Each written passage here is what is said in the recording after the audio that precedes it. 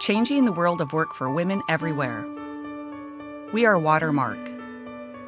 We're the only nonprofit women's leadership organization that spans all industries. We connect, develop, and advocate for the advancement of women in the workplace. The Watermark community includes senior executives, entrepreneurs, and emerging executives that support you not only at the top of your field, but also on your way up.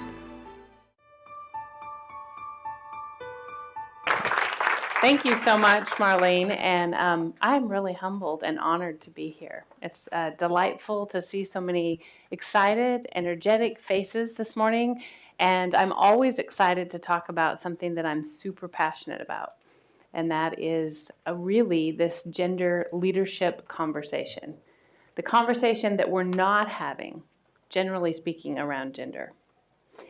This passion really goes a long way back for me. Before I really even understood workplace dynamics, before I had risen up through the ranks and become a CEO and got to kind of see that transition, before I spent a good part of my career at HP where I had great leaders that I could emulate, I continually look back on that experience and think, wow, that was amazing for me. That was foundational for me. I was really lucky to be at HP during that time. But it goes back to my first job that helped me put myself through college. I was a rangeland firefighter for the Bureau of Land Management. That's what I did. So not your normal summer McDonald's job or babysitting job, probably. And I look back, this was in the early 80s, and it was kind of an extraordinary experience, not just because I was a firefighter, but because we had really diverse teams. And you wouldn't think that that would be the case in this type of environment. So it was a small Bureau of Land Management office in Southern Oregon. And teams were divided by pumper truck. So we had small pumper trucks, about 400 to 500 gallons of water, or we had large pumper trucks. That's what I was on, that held 800 gallons of water. And we had 2 people that were assigned to teams on small pumper trucks. And on the large trucks, there were 3 of us. That's how many would fit actually in the seat.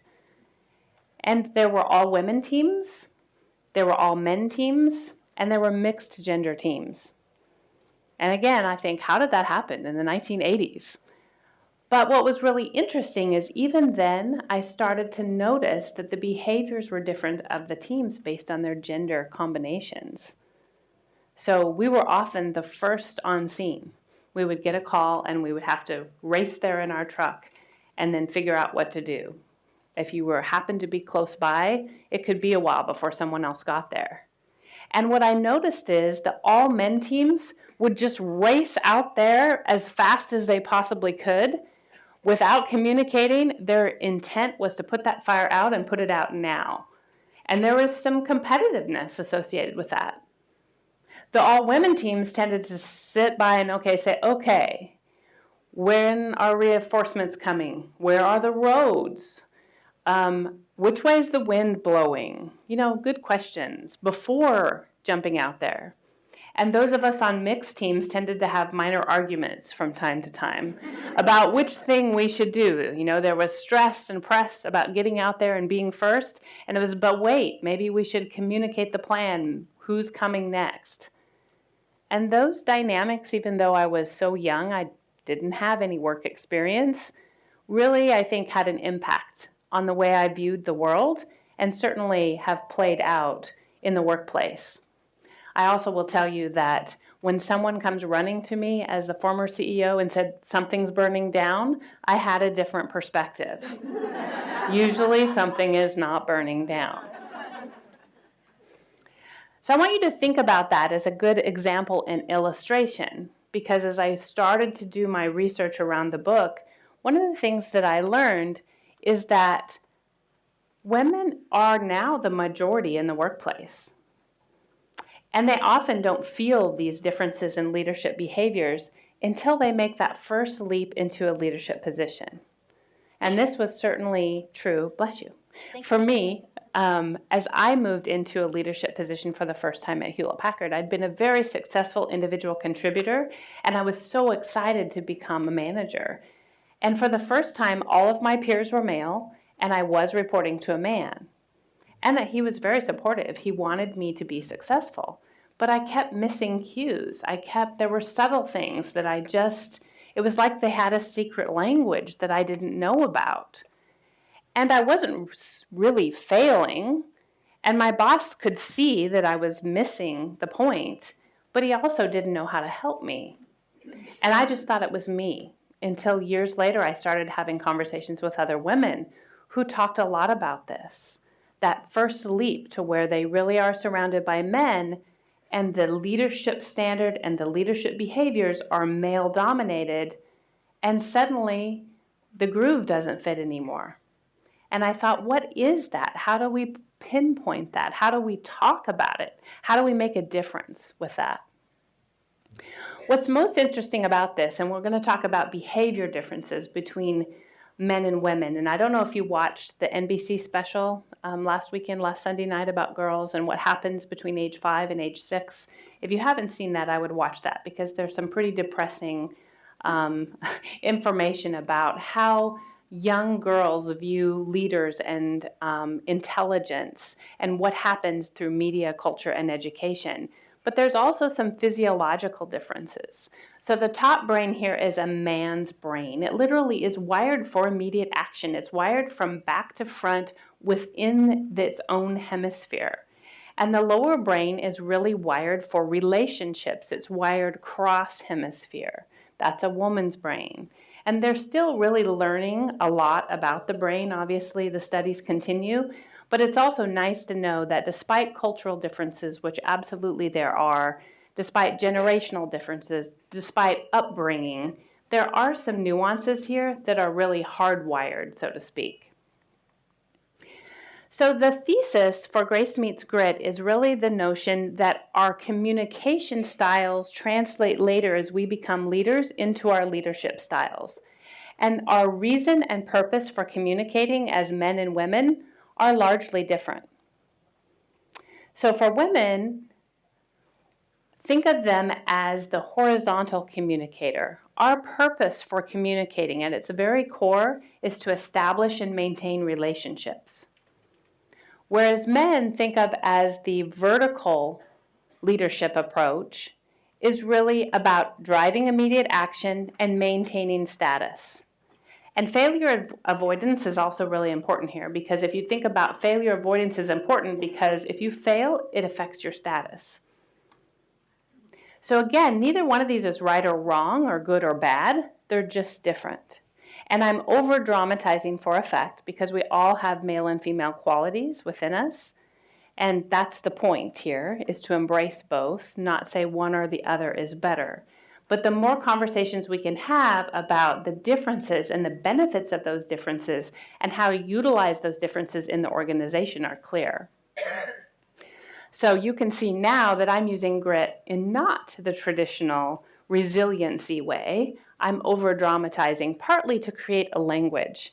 So I happen to be more of a grit leader, actually. And my team will often say, Dana, did you leave your grace behind today? And I can acknowledge, yes, actually, I need to go get her.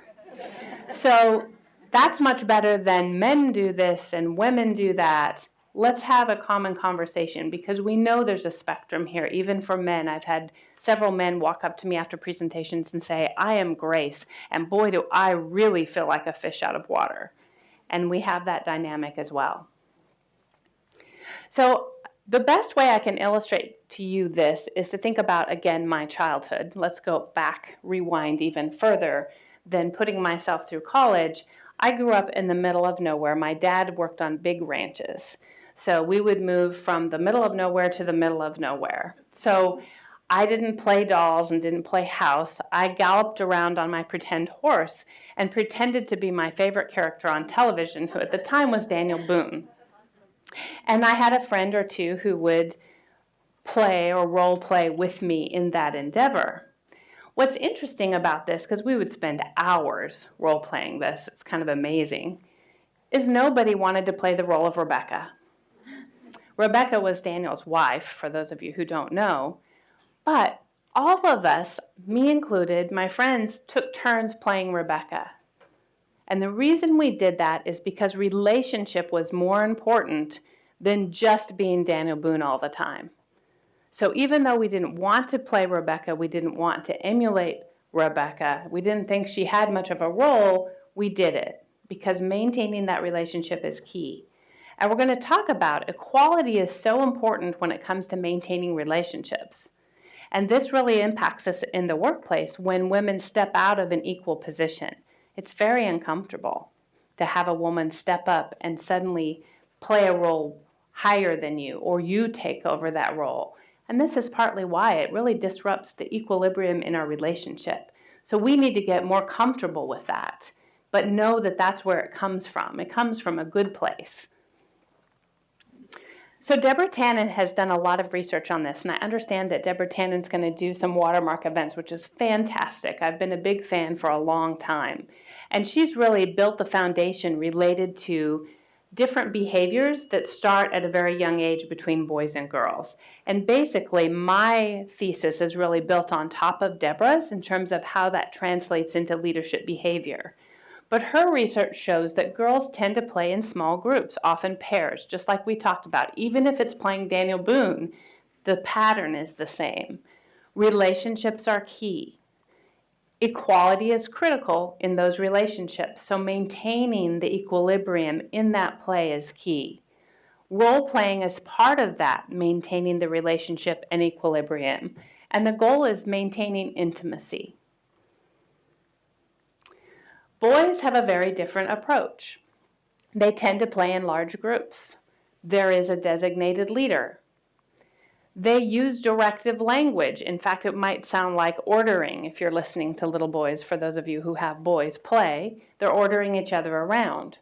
There are clear rules, and there is an objective to the game, and that it really is about winning and losing. It's a very different approach. But again, these things translate into the leadership space as we become leaders, even though they're unconscious and we don't think about this. And there's no question that women involvement in sports and Title IX has had a really positive impact here. My daughter is an athlete, and she played volleyball and threw shot put and discus in college. She's tough. And she understands, and she's competitive. She understands the winning and losing dynamic. But that doesn't mean she's lost her grace relationship style. She is a nice blend of both. So I don't have the results for all of you. I turned in my slides yesterday. But for those of you that I was able to capture that went to my site and took my assessment, we have a very balanced group. I never know what this is going to be like. I can tell you that I presented to a group of cheerleader coaches in South Texas, and they were very grace, and nothing in the middle, and a couple of grit. But this group is quite balanced. We have very much grace leaders, we have very much some grit leaders, and we have a good blend in between. So you all are very balanced. And again, the point is not to say one is right or wrong, but to know your style, embrace it, understand the work environment that you're in, and figure out how to leverage that. So before I move on and really dive into the leadership behaviors, I want to talk about the conversation. So we've talked about communication styles, and I think largely, at least for my lifetime, the conversation around gender has been about equality. And it's for good reason. We still have a really large pay equity gap, unfortunately. But when I interviewed a lot of the women who were my generation before me, they were really nervous about me taking the attention off of this subject. And they were really nervous for two reasons. One was the pay equity gap. And the other one is they said, if you take and move the conversation to be about how we're different, they'll use that against us, and then we will be, again, the second or lesser gender.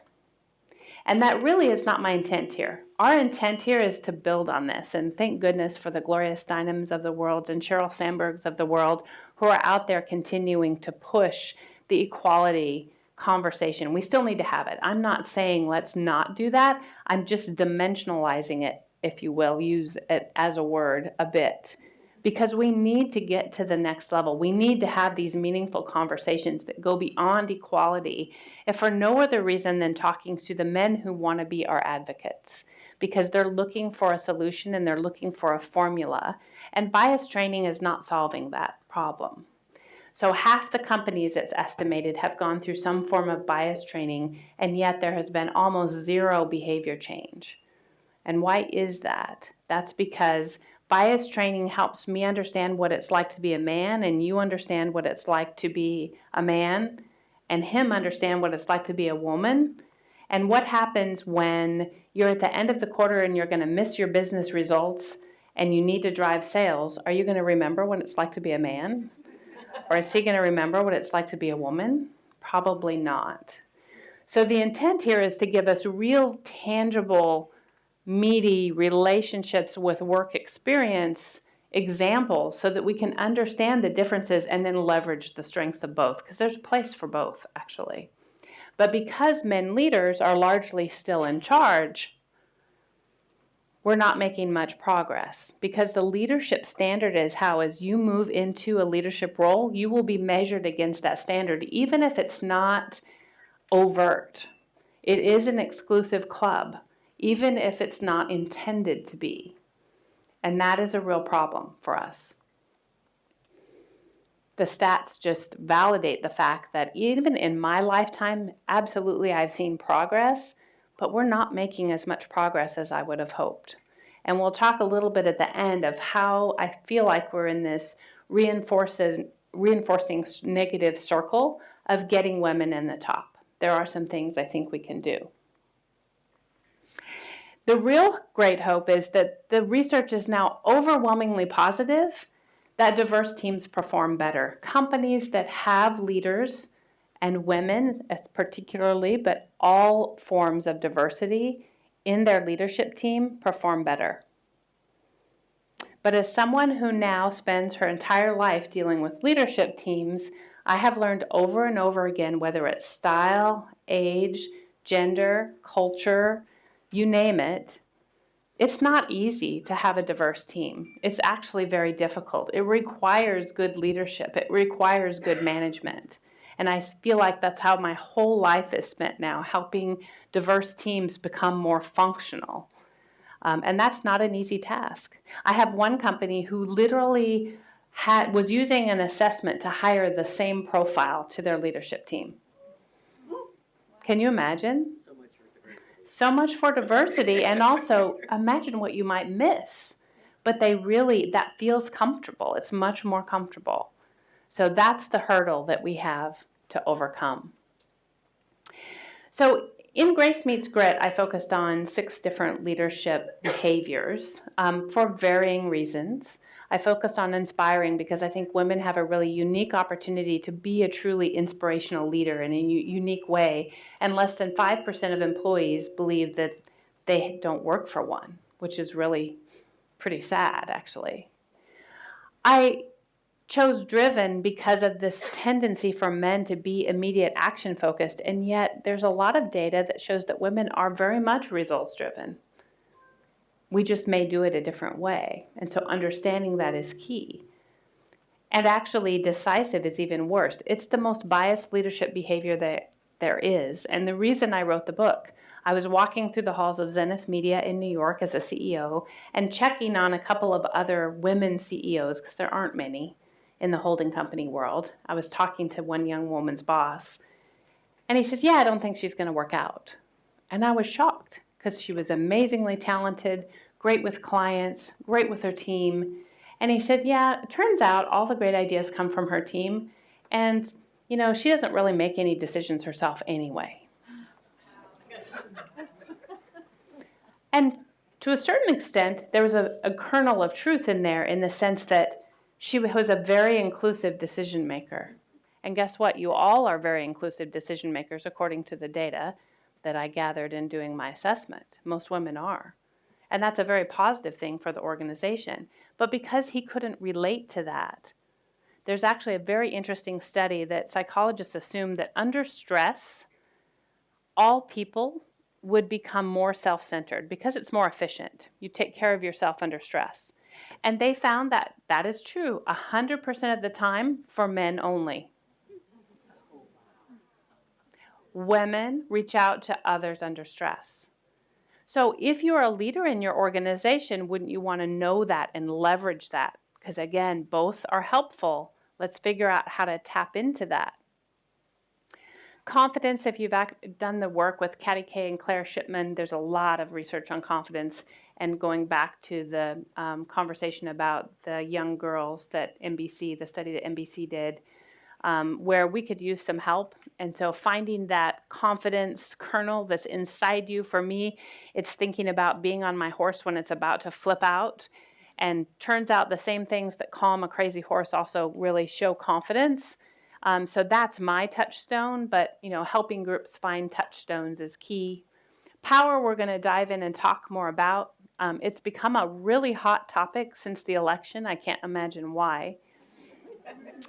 And lastly, resilience, because we as women, I think Marlene, you said this right off the bat, we don't often invest in ourselves. And part of investing in ourselves is building our own personal resilience. That's our own true grit with a classic definition. And if you are a resilient leader, you'll have a resilient team. But we often put ourselves to last. So let's dive into power and explore just a little bit. So I'm going to define power right off the bat as influence potential. Because all of the research on power shows, and I'll share this with you in a minute, that women often misunderstand what power is and how it benefits them. So I want to redefine it and help you think of it as influence potential, because if you're in charge, if you're leading a team, getting the most potential out of them is part of your job. So that's the power that you're holding in your hand. You don't have to do it in the traditional negative connotation that many of us have related to power, but think of it as really that potential, that opportunity within the organization. So unfortunately, the data shows that women don't perceive power this way generally. They perceive it as passive. So if it's influence potential, that in my mind feels like it's somewhat internally. But the data shows most women think it's external. It's bestowed upon you. It's like, I'm giving you power today. You don't emanate it, or it doesn't come from within. So I'm challenging you all to think about power as come from within. And I was very pleased in the test and in the assessment to see that you all answered the question saying, I do believe that power helps me be successful. That is power from within. So this notion of power being external, and it's about a decide and announce culture. So to me, this research indicates that we've all had some bad leaders if truly this is what power is about. Power is about maintaining influence over others. So again, it's kind of that, negative connotation.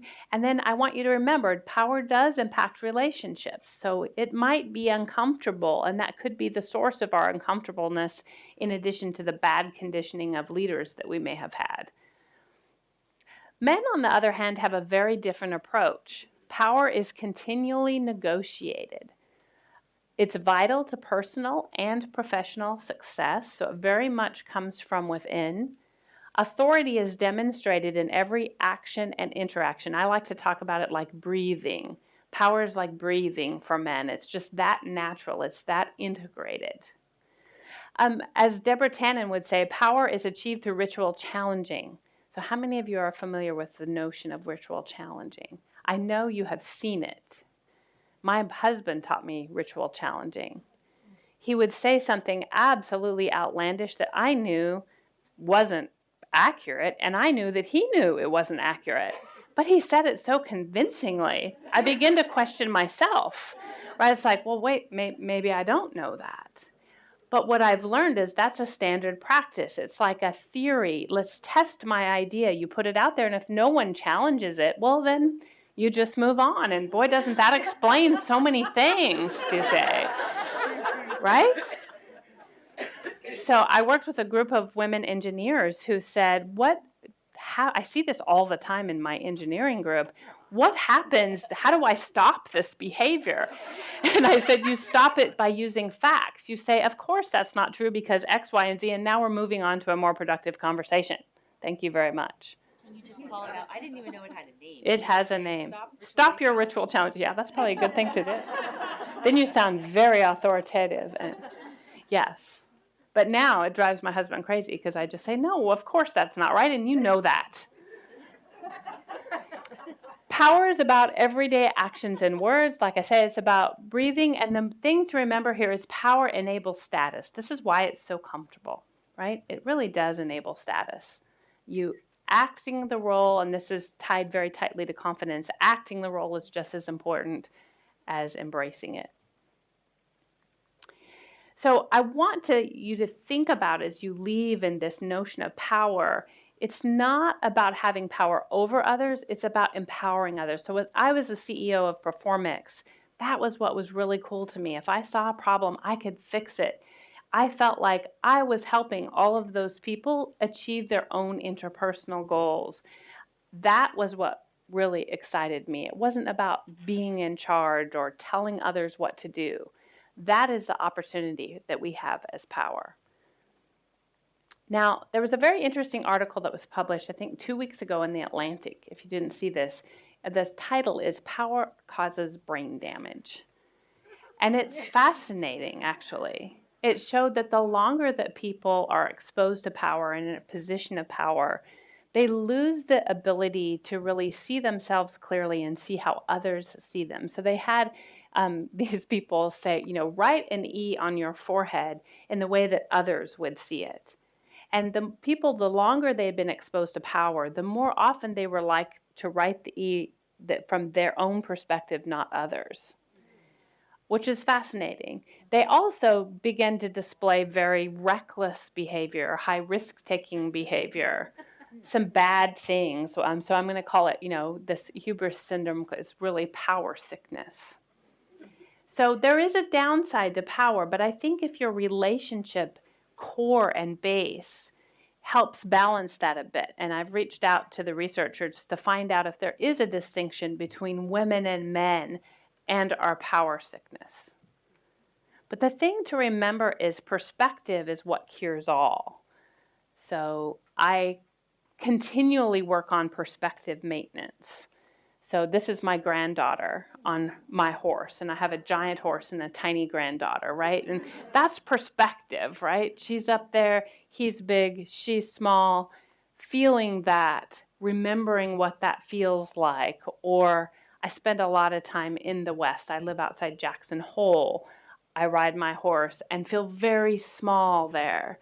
I think that's a positive way to kind of maintain your power balance. And I think that focus on others and empowering others can all help us in terms of maintaining that balance. All right, so one of the things I tie everything in the book to is really transformational leadership. And when I started on this journey, I had no idea that there were 3 forms of leadership. These are not new concepts. They actually were formed in the 1970s by James Burns, who was a presidential biographer. And he talked about transactional leadership, which is really more leadership for the industrial age. It's if you do X, I'm going to give you Y. It's very transactional, non-motivational, very simple. There's transformational leadership, and these are some of the characteristics. I would call this more charismatic leadership. You really have an invested interest in your followers, and you're thinking about helping them to be successful. Not only helps the company, but individually. You have an individual vested interest. And then the third form of leadership is laissez-faire, and I think we've all had laissez-faire leaders. They're the ones who are pretty much checked out until there's an emergency, and suddenly they're engaged. But transformational leadership is really making a comeback. And I thought of, as I learned this, I thought, where did I learn transformational leadership? I really believe I learned it from my time at HP when I was there. And actually, I republished the HP Way in my book because it's gotten lost. It's really not used today, which is kind of sad. But it really has the foundational principles of transformational leadership. And why this is so important today is because millennials will demand it. You all, as you're largely entering this workforce, you will not work for organizations where you don't have transformational leaders. And there's been over 44 studies now that have shown that the best way to actually get transformational leaders into your organization is to hire women, because they naturally are transformational leaders. So there's a huge opportunity for us here on this tipping point. So lastly, a couple things to think about. This is 2012. I'm trying to get an updated notion of this, but I want you to have a look and see where women are likely to be your boss in the world. Look at the list for a minute. We're 15, US is 15 down the list, but what stands out to you on this list? Just shout your answers out. Caribbean. Non-developed countries, yep.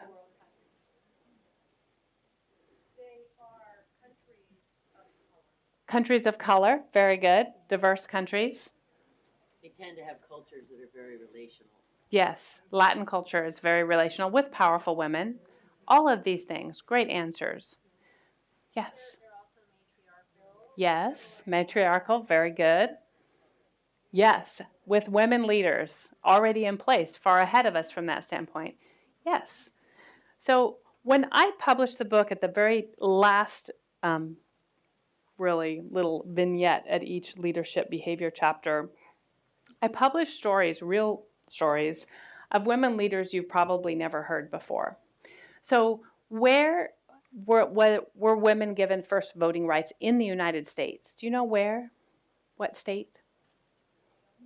Yes? Wyoming, extremely early, actually, before it even became a state. First woman governor.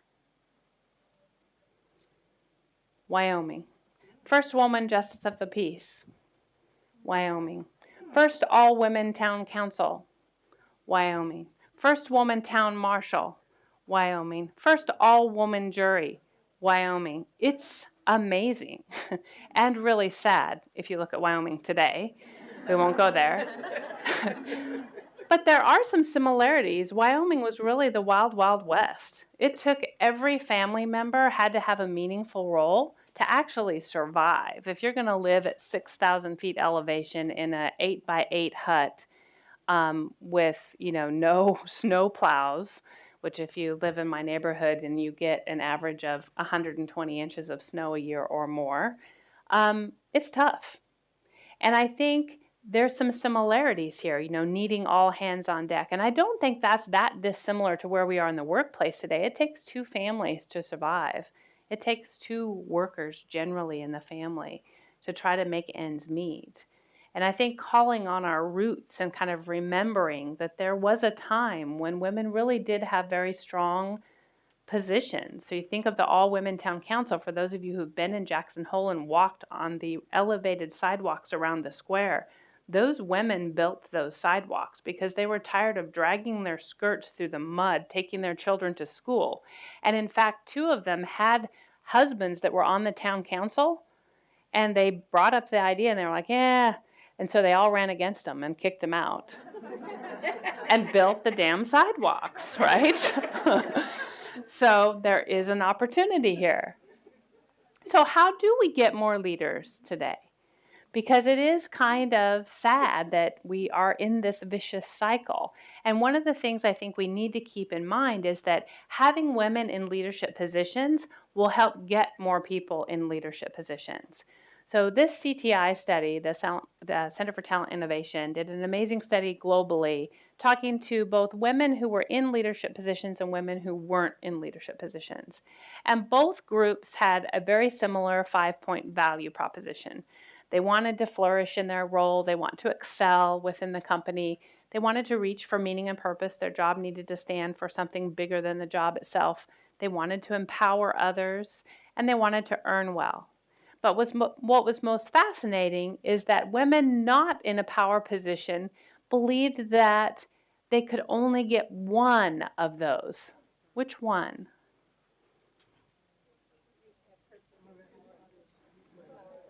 Earning well. They said, really, if I'm in a power position, I have a better paycheck, but it's not going to do anything else for me. Ironically, women holding a position of power said, oh yeah, my job at this power position gets me 4 of the 5. Which one did they not think their job gave him? Well, so we're stuck in this position. If really these young women don't believe that their role gives them anything else but a good paycheck, we're kind of not going to make much progress there, because having that role needs to be more meaningful than just a paycheck. All right. Sadly, though, and I didn't actually believe this stat, it came out after my book was published, out of every 4 Americans works for a company where there are no women in leadership, none. I spend time leadership coaching. My largest client is a private equity firm, and I do all of the coaching for their portfolio companies. And this is the case in many locations, and they're located all over the United States. Employ a lot of people, good, diverse set of companies in terms of the industry mix, etc. But the women are not to be found, with the exception of healthcare companies. And we need to fix that. I came out of the advertising industry. It's a very biased industry. And in addition to being very biased, it's also, we're losing women at a younger age. And I think this is true across the board. So when I went to Performix and was CEO, I was probably 45, 46. My team approached Ad Age about submitting my name as the women to watch. And they came back and told me, they said you're kind of old. Really? There are ancient men at the top of the holding companies, was my, like in their 80s. But we're losing women before they reach their peak. The data shows that women don't reach their peak of their careers until age 60. Now, there's a lot of questions about why this is that we're distracted early in our careers. As one of my friends says, she said, that's because we have to work twice as hard to be thought of as half as good. So we're constantly working on self-improvement. We just care more. I just shared this with a all-men senior leadership team, and they just laughed. Because women do work on self-improvement a lot longer than men as well.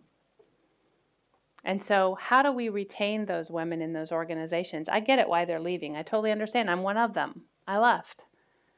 But how do we get them to keep and sustain in the organization and help them survive? And I actually believe having this dialogue, having this language will help us do that. So your inspiration for today is the best leaders embrace power. Not in the traditional old school way of thinking of power, but think about it in the new defined way. Transformational leadership will win. I think you all are going to save us from that standpoint. We will have better leaders because this generation and the Gen Z generation after the millennial generation will demand it. And that's not a bad thing. And then please help me in joining the Grace Meets Grit conversation. It's in. Be part of it and join me. Thank you so much for having me this morning.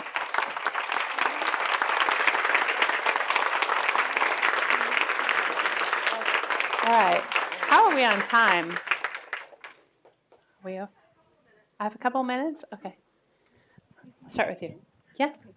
Okay. I'll now go to you next.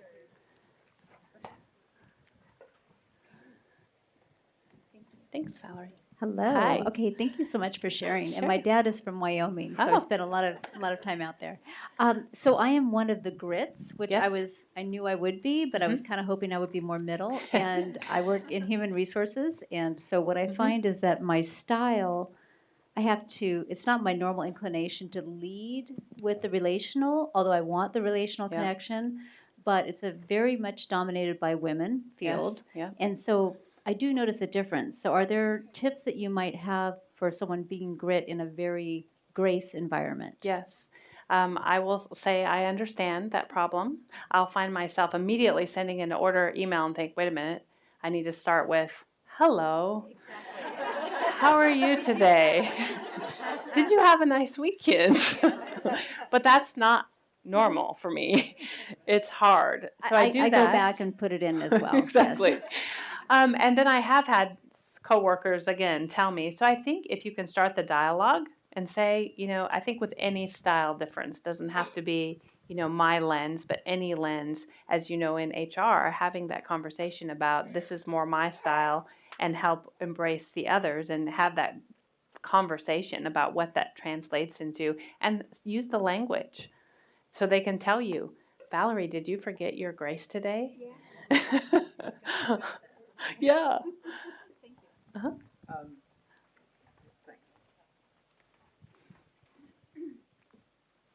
Here at Watermark, we work a lot with our network on helping women leverage the relationships in our network, Totally. because we find that in general, men are better at leveraging that relationship Yes. network.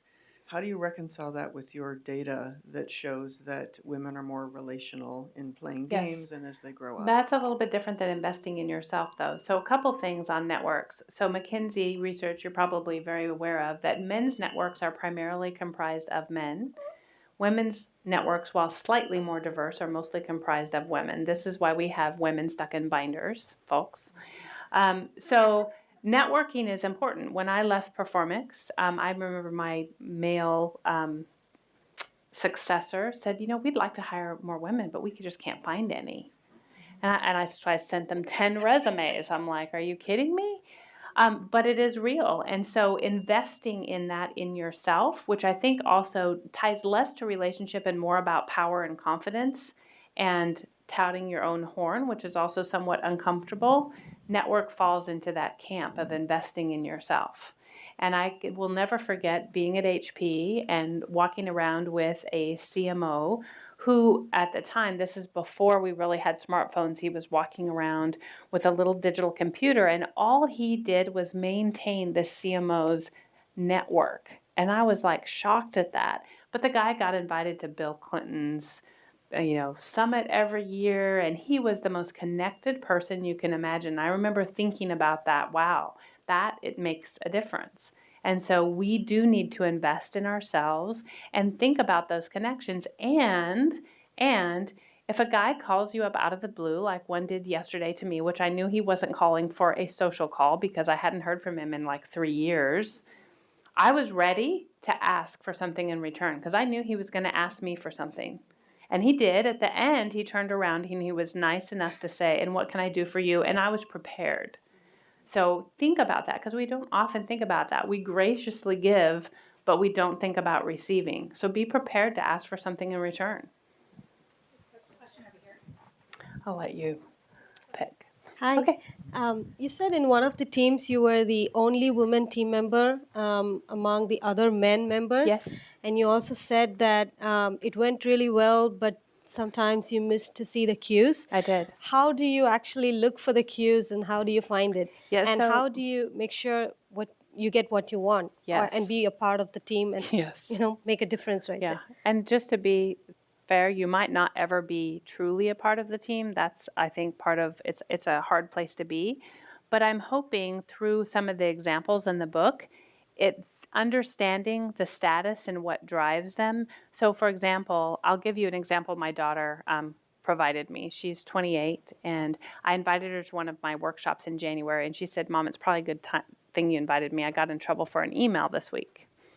And being a mom, I was like, do you mind if I look at the email? You never want to assume. So she shared it with me, and the email thread went something like this. It was the CEO of the company, who was not her boss, she reports to the next level down, sent a note to her as well as all the other mid-level managers and said, Mesa, please let me know if there will be information ahead of next Thursday's meeting. And she replied, there will not be any information ahead of time, but I will have some materials at the meeting. And she got nailed. What did she do? She missed the cue that was saying provide that that was a direct. He was asking for help. He was saying I need it. He was. Advance, Even I if he don't wanna didn't say watch that. it. Right. Yep, he was asking for help. He didn't want to go in unprepared. She totally missed the cue. And by responding back and replying to all and saying there won't be any, she broke status completely. She blew it out of the water. But see how subtle that is? And until I explained it to her, she was like, oh, it makes so much more sense now. I kept looking at the words. So, well, there's a lot of things it says about the culture. And you're right, it doesn't make sense, right? We could go down a whole nother path there, you're right. But the subtleties were, in my case, that small. Like, everyone else would send a summary email ahead of time in front of a meeting listing all the things they had done. He didn't ask for that. Was I supposed to know that? I mean, what if we lived in a world where there could be better understanding that you won't know that, but he expects it, and that we can have better communication? Why wouldn't he just ask for it? You have to remember, he's working in a world of men. He doesn't have to do that today because they all just know. And again, we're being held against that male standard, and that was for me. They were all men. They just knew. They had never had to explain to anyone before, Okay. and felt like they didn't have to do it to me. That may or may not be right, but it was a reality. Mm-hmm. Thank you. I'm letting you just decide. I was actually just going to pick up on the thread that you just started, because there's another approach that you can think about. It's one thing to say that men don't think about telling what they need. They simply put it out there generally. My husband and I go through this all the time. He's very much a generalist. If it could be this way, it would be nice. And I wish he'd just say, that's what I want. Yes. And we run into that not just with men. It's that sometimes there are people who don't want to put their wish out because they feel vulnerable and it's a risk. And so they cover it by saying, well, everyone should need this, so it should be there. I think our role is to probe, which is what I would have done in that situation. Say, what are you asking for? Now, is there something you might need before the exactly. meeting, not just the outcome? So I think it has to do with emotional intelligence and realizing, is there something missing here? Let me probe further before I answer. And quite frankly, most of these men I coach don't have a lot of EQ. And they actually, it gets even a layer further. They expect everyone to adapt to their own leadership style and approach, which, again, if I could get them all with horses, it would be great, because, you could tell a horse all day long, if they don't want to do it, they're not going to. And so, working, I think, helps you better adapt yourself to be leaders. But you're right. You're very much right. They aren't good at saying what they need. Maybe don't even know that they need it. I mean, that's the other sad thing. I snagged the microphone because I want to draw on that. So many years ago, I took a dance class, and I was always like one step ahead of my partner, and they got really frustrated, and they said, don't anticipate what I'm going to do. And I was like, okay. Interesting. Well, on the dance floor, okay, you go with it. That's what you're supposed to do. But what I learned is, for me, what's helped me is to anticipate what the questions are going to be. And when I'm role-playing with my team, I always say, let's anticipate what the hard questions are going to be. Let's anticipate what our leadership is going to ask for. Let's try to be ahead of this so we can come with solutions and options rather than have to react. And just like any other leadership style, you won't completely do this well, but trying to put their lens on having that perspective helps you anticipate with those questions as well. Style difference, whatever. Great. So I'm getting the cue that while we can continue this conversation, I'm getting the cue that we want to wrap this up. All right. Well, thank you so much. So thank you I really very much. appreciate it.